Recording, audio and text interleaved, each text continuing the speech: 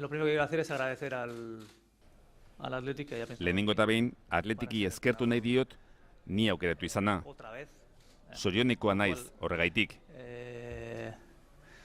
Hace que me sienta un tipo bastante afortunado. El venir a sustituir a un entrenador así también lo veo como un desafío Bielsa para mí. bezalako entrenatzaile bat ordezkatzea, erronka da niretzat.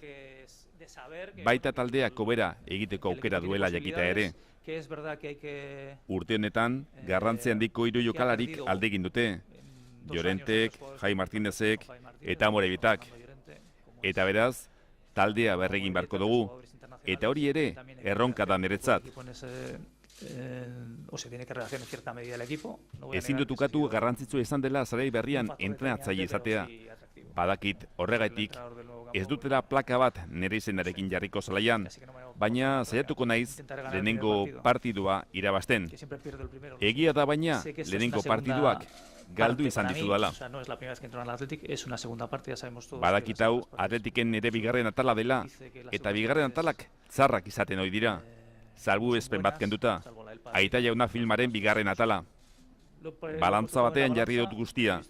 Ikusi dut erronka honetan zailtasun puntu bat bazegoela, eta onartzea erabaki dut.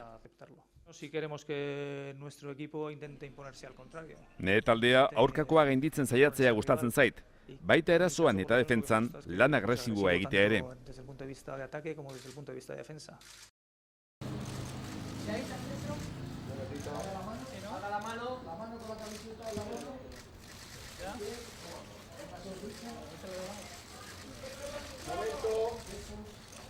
Un momento.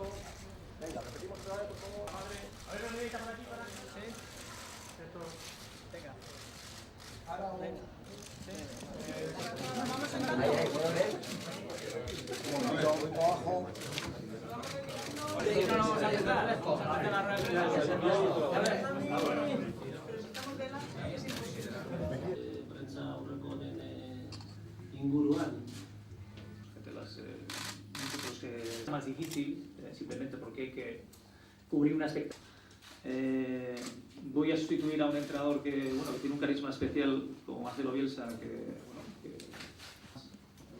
ha evolucionado de una manera determinada. Cuando yo entré